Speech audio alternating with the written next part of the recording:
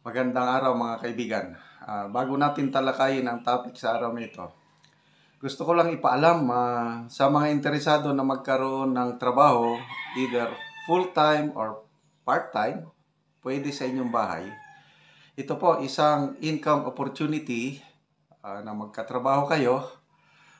Panoorin nyo ang short video na ito, mag-register kayo online sa QR code na may pakita.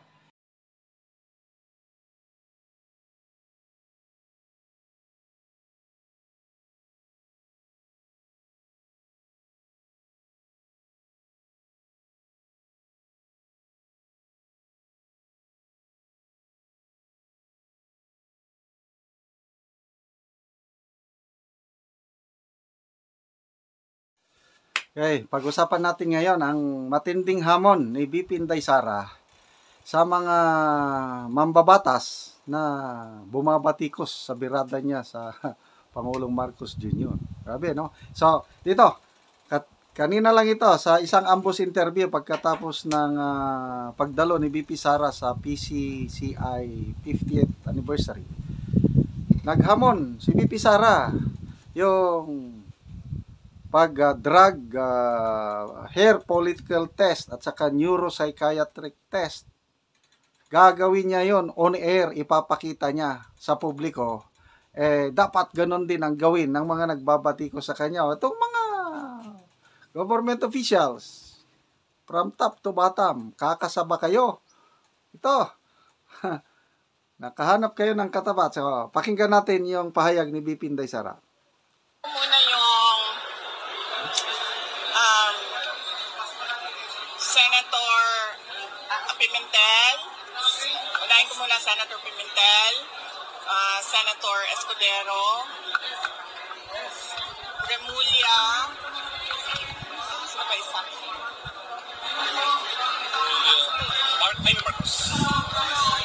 Wala siyang comment. Sa Senator Magsokol Pimentel, SP lang po. And then, yung Guns. Guns pala, sorry. Okay. So, yun.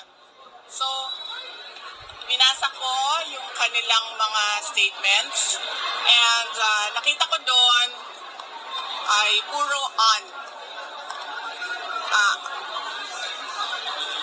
unusual, unbecoming, unhinged. Ano yung isang nila? Hindi, may eh.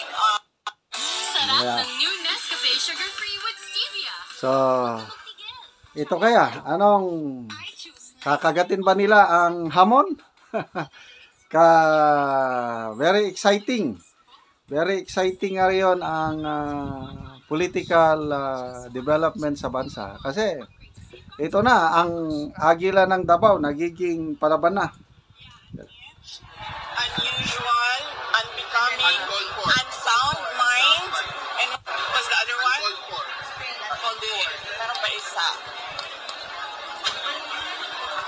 Okay, si Pimentel was unusual, si Escudero was unbecoming, si Young Guns Kabisado was... niya, oh. Unsound is Remulla, unhinged is one of those, and then Young Guns is unstable.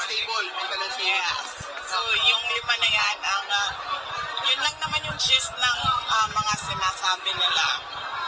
And, unahin na muna natin, dalawa kasi siya eh.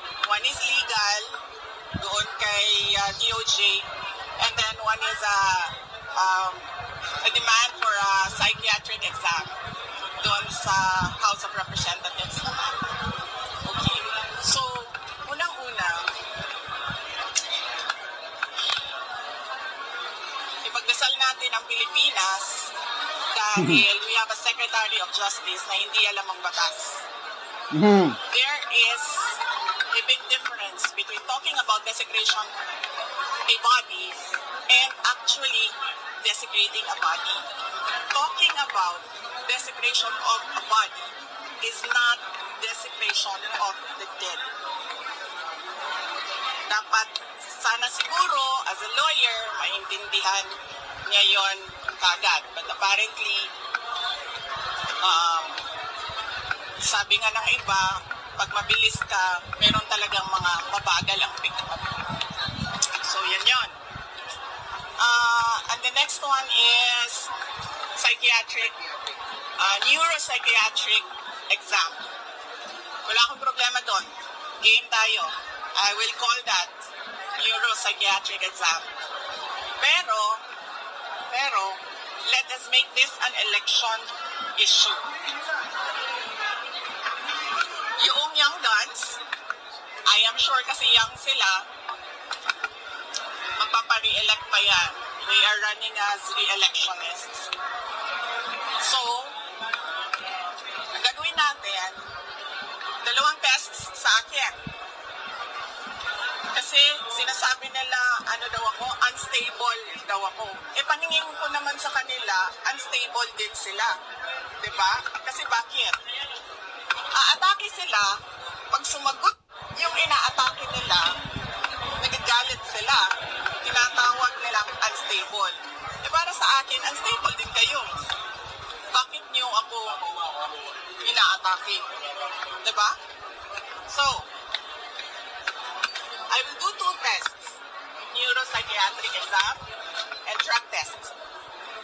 Pero dapat, lahat ng mga young guns na kandidato, lahat ng mga congressional candidates ay magpa-drug test. Speaker, ma'am. As a voter, I am asking the candidates for Congress doon sa distrito ko, sa 1st District of Davao City. Now, 2 lang yung maalala ko ngayon, but I'm sure meron pang ibang kandidato. Maalala ko si Margarita Nograles and si Paulo Duterte. And as a voter, I demand na magpa-drug test sila. At kayong lahat, mga kababayan, as voters, you demand na magpa-drug test ang mga congressional candidates dahil kung unstable ako, sa paningin ko, unstable din sila. So, bakit ka naman magagalit kung ang inaatake mo ay sumasagot? Diba? Yes? Red? Okay ka dyan? Okay, sige. So, okay tayo dyan. Ano ang problema dyan? Yan ang demand ko ha. 2 test sa akin, 1 lang sa kanila. Gado pa ako. Pero ma'am, sinasabi niyo rin na unstable sila, so dapat meron din silang neuropsychiatric test.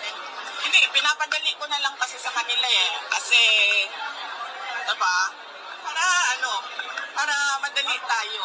So we call on the Philippine Medical Association, the Philippine Psychiatric Society siguro, is it called that way, to set the guidelines para sa amin lahat. Okay? Lahat ng butante mag-demand ng drug test sa ating mga congressman candidates kasi unstable din sila. Saan po dapat gawin ang drug test, ma'am? So, private. Downy perfume. Kahit gaano kapawid. Okay. Sa tingin nyo, kakasaba sila? Lahat ng mga congressman, yun pa lang bakit hindi simulan sa pinakamataas? Anyway, it's a good beginning. Good start kung sisimulan ni BP Sara. Matagal niya nang sinabi yan Kasi, when was that? Mga more than a month ago, nag-file ata ng bill si Congressman Paulo Duterte na yung batas na yun, kung maipasa, mandatory para sa mga public officials o yung mga kandidato ata na magpa-drug test. So, may maraming umalma. May naghamon kay BP Inday Sara. I think si Attorney Rocky noon, nung wala pa siyang warrant of arrest. Sabi ni BP Sara, yes, I'm willing. So, ito na ngayon. Tutuhanin niya na on air o in public, Philippine Medical Association ang mag-conduct ng drug test o yung sa psychiatric ko naman. So, 2 test na gagawin ni BP Inday Sara, neuropsychiatric test at saka yung hair follicle test. So, kailan kaya ito mangyari? Aabangan natin kasi napakaganda ito. Setting the example. So, sana susunod sila sana hindi sila mabahag ng bundot. Kasi kung may itinatago sila, yun na, magkakaalaman na. Let's demand as voters. Tama. Ang importante tayo, malaking issue ngayon sa ating gobyerno, yung paggamit ng illegal na droga. Di ipakita nila na malinis sila.